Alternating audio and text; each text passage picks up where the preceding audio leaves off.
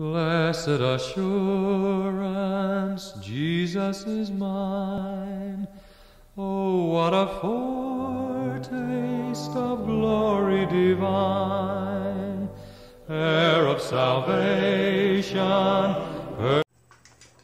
Hi, my name's Reverend Jim King. I'm the interim pastor at the First Baptist Church in Laurelton Brick, and I want to share with you about a book that I got in the mail just recently. It was from my nephew. His name is Bill. He lives in Nashville. It's entitled Church Signs, and in it there are 70 photos of different church signs. You know, the marquee kind of signs that you often find on the outside of a church on the front lawn.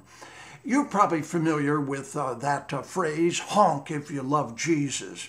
Well, one of the signs that was depicted in this book of photography, a book of photographs, was tithe if you love Jesus. Anybody can honk if you love Jesus. I thought that was kind of humorous, and yet it had a real point. That very often we think of easy things to do when we're following Jesus, or we think of ourselves as disciples of Jesus. The easy things are good. I think it's wonderful to honk if you love Jesus, but it's important to recognize that very often we're asked to do things that are not so easy.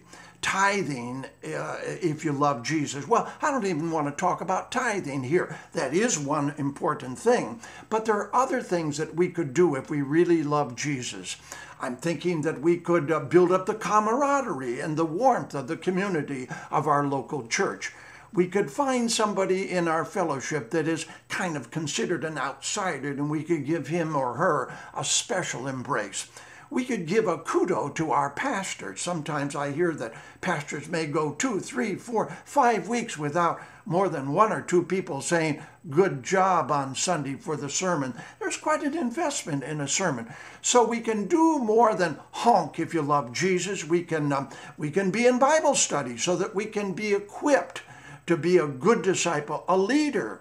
We can be a member of a long-range planning committee in our church so that we can ensure that our church will go on and on and on and will continue to be a vital force in our community. So if you would like, please honk if you love Jesus, but I commend you doing more than that as well. Many years ago, I read a book by a professor of mine at Earlham College, a Quaker school in Richmond, Indiana, and the author was Thomas Kelly. He wrote a book entitled Testament of Devotion, and in that book there was a quote which I've often remembered through these many years. The person said that religion for most people is either a dull habit or an acute fever. It's either a dull habit, religion, or it's an acute fever. Well, I don't recommend either one, to be honest with you. I certainly don't want a dull habit. We need to do something significant for Jesus that's interesting, that's vital, that's provocative, maybe, that's innovative. At the same time, I'm not necessarily suggesting that we go whole hog and that we get feverish about it and become just a fanatic.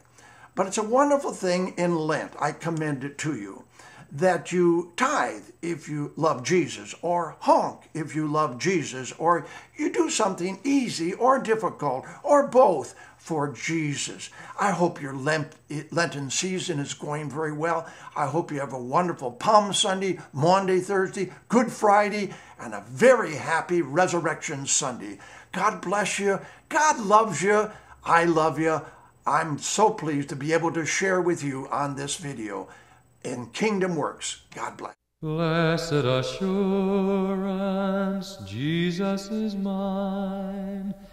Oh, what a foretaste of glory divine, heir of salvation.